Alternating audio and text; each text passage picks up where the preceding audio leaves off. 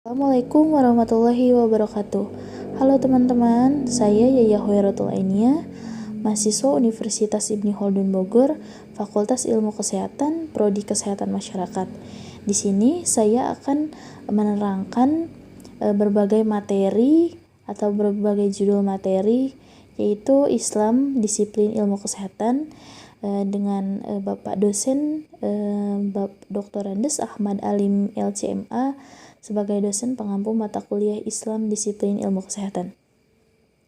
Baik, lanjut saja ke materi yang pertama, yaitu kesehatan lingkungan. Kesehatan lingkungan, pengertian kesehatan lingkungan menurut perspektif ilmu kesehatan. Kesehatan lingkungan adalah suatu kondisi lingkungan yang mampu menopang keseimbangan ekologi yang dinamis antara manusia dan lingkungan untuk mendukung tercapainya kualitas hidup manusia yang sehat dan bahagia. Nah, kesehatan lingkungan dalam perspektif Islam merupakan agama yang mengatur semua aspek kehidupan di muka bumi, termasuk mengenai bagaimana manusia menjaga kebersihan lingkungan. Dalam sumber ajaran Islam yaitu Al-Quran dan Al-Sunnah diterangkan bagaimana ajaran Islam menyoroti masalah kebersihan dan kesehatan lingkungan. Hal ini menunjukkan bahwa anjuran-anjuran untuk menjaga kebersihan dan kesehatan lingkungan bukanlah hal baru dalam Islam. Karena sebagai agama yang menjadi rahmat bagi sekalian alam, Islam tidak akan membiarkan manusia merusak atau mengotori lingkungan sekitarnya. Kebersihan lingkungan itu sendiri akan sangat berpengaruh terhadap keselamatan manusia yang ada di sekitarnya. Oleh sebab itu, menjaga kebersihan lingkungan sama pentingnya dengan menjaga kebersihan diri. Materi selanjutnya itu ada kesehatan jiwa. Kesehatan jiwa adalah suatu kondisi yang memungkinkan perkembangan fisik, intelektual, dan emosional yang optimal dari seseorang dan perkembangan itu berjalan selaras dengan keadaan orang lain. Makna kesehatan jiwa mempunyai sifat-sifat yang harmonis atau serasi dan memperhatikan semua segi-segi dalam kehidupan manusia dan dalam hubungan dengan manusia lain. Nah, selanjutnya di sini ada kesehatan jiwa dalam perspektif Islam. Nah, di sini ada ayat yang menerangkan kesehatan jiwa, yaitu Fa'alhamaha fujuraha wa taqwaha, yang artinya maka Allah mengilhamkan kepada jiwa itu jalan kefasikan dan ketakwaannya. Jadi dalam perspektif Islam, kita mengenal adanya penyakit jiwa yang memiliki identik dengan beberapa sifat buruk atau tingkah laku yang tercela. Al-akhlaq al-muzmumah, seperti sifat tamak, dengki, iri hati, arogan, emosi, dan lain sebagainya.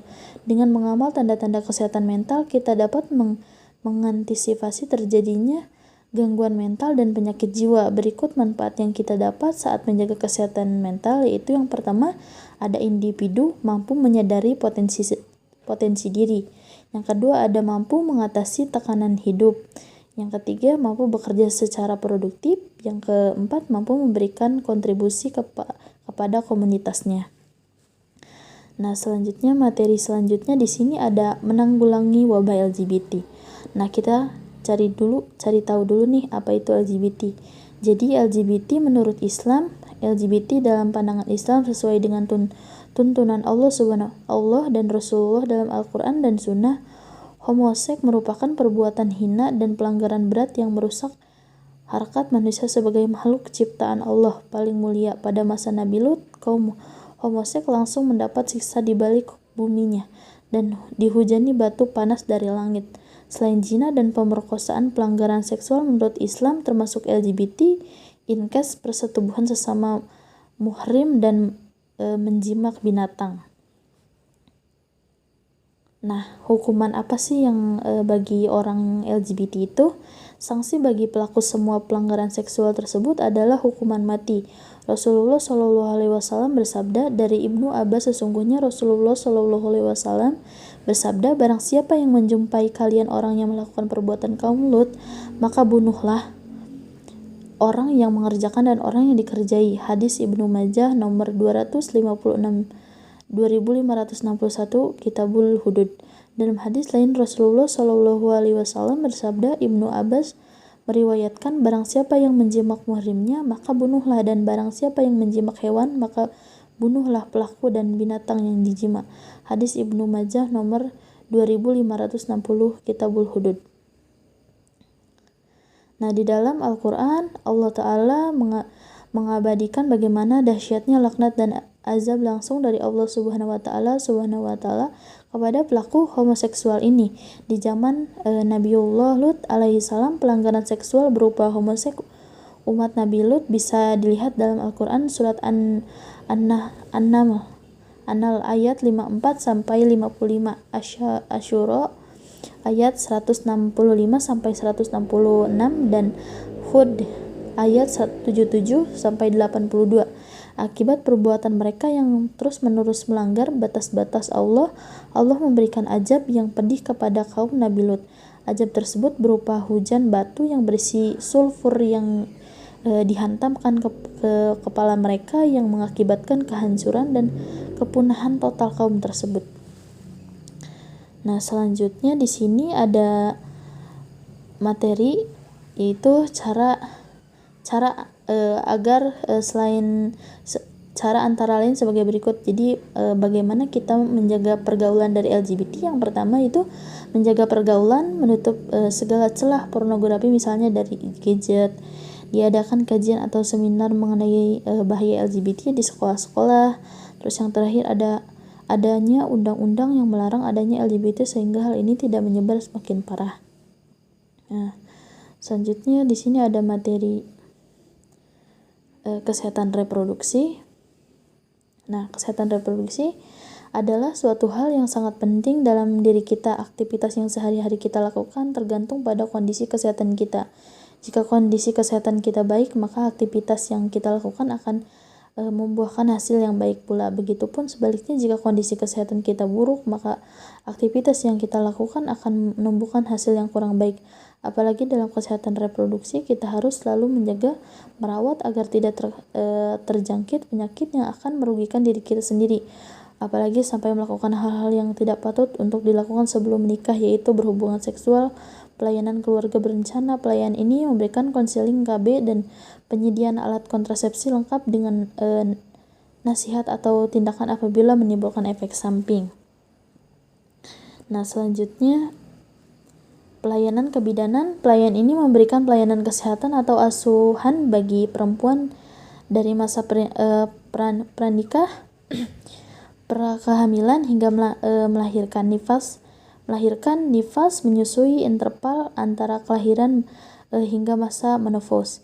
Juga pelayanan kepada bayi baru lahir, bayi dan balita, serta pencegahan aborsi. Pelayanan penyakit menular seksual. Pelayanan ini termasuk infeksi saluran reproduksi HIV dan AIDS. Pelayanan kesehatan reproduksi remaja. Pelayanan ini meliputi pemberian informasi atau pendidikan kesehatan para remaja tentang kesehatan reproduksi, pendidikan seks dini, penyakit-penyakit menular seksual akibat hubungan seksual yang bebas, bahaya-bahaya narkoba, pernikahan usia muda yang dapat menyebabkan tingginya angka kematian ibu. Nah, melahirkan kurang siapnya mental dan psikolognya, dengan dampak meningkatnya angka perceraian yang akan memberikan dampak sosial. Di sini dijelaskan dalam surat Ali Imran 40 sampai 41. Nah, selanjutnya di sini ada kesehatan reproduksi. Kesehatan adalah suatu hal yang sangat penting dalam diri kita. Aktivitas sehari-hari kita juga dilakukan pada kondisi kesehatan. Nah, sini sudah dijelaskan ya tadi.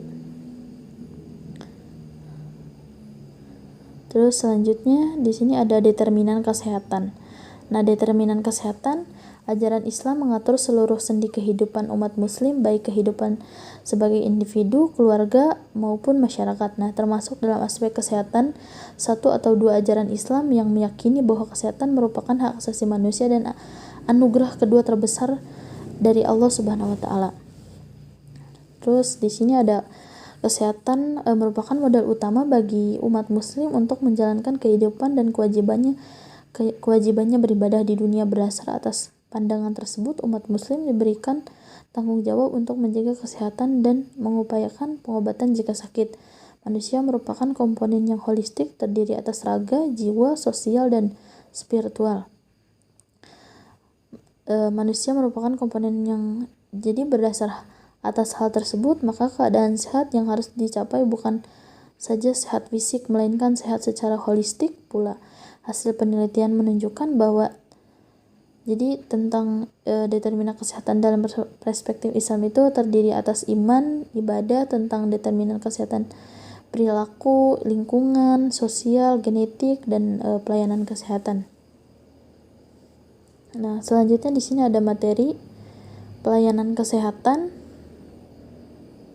Nah, pelayanan kesehatan itu apa sih? Nah, pelayanan kesehatan adalah setiap upaya yang diselenggarakan sendiri atau secara bersama-sama dalam suatu organisasi untuk memelihara dan meningkatkan kesehatan, mencegah dan menyembuhkan penyakit, serta memulihkan kesehatan perorangan, keluarga, kelompok, atau masyarakat. Islam memandang upaya pelayanan kesehatan dapat membantu mencegah penyakit dan memulihkan kondisi kesehatan. Ketika seseorang muslim menderita sakit, maka Islam mengajarkan untuk berdoa dan berikhtiar. Doa dilakukan dalam cara mengingatkan ibadah-ibadah dan memohon kesembuhan pada Allah Subhanahu wa taala, sedangkan ikhtiar dilakukan dalam pergi berobat seperti yang diperintahkan oleh Rasulullah SAW. Islam memandang kesembuhan sebagai hak prerogatif Allah, dokter, tenaga kesehatan lainnya, serta obat merupakan perantara kesembuhan. Selanjutnya di sini ada Islamisasi masyarakatnya. Islamisasi masyarakat adalah suatu proses menuju bentuk asalnya yang tidak sekuat proses evaluasi dan devaluasi. Artinya dengan Islamisasi ilmu, umat Islam akan terbebaskan dari belenggu hal-hal yang bertentangan dengan Islam, sehingga timbul keharmonisan dan kedamaian dalam dirinya sesuai dengan fitrahnya. Islamisasi dapat dimengerti atau diartikan sebagai proses mengajak atau pengislaman terhadap hal-hal yang menyangkut aspek kehidupan manusia yang ada, termasuk salah satu contohnya yaitu ialah pengetahuan. Misalnya kita dalam ranah kesehatan masyarakat mengajak masyarakat untuk hidup sehat dengan mengedukasi dengan cara penyuluhan ke masyarakat.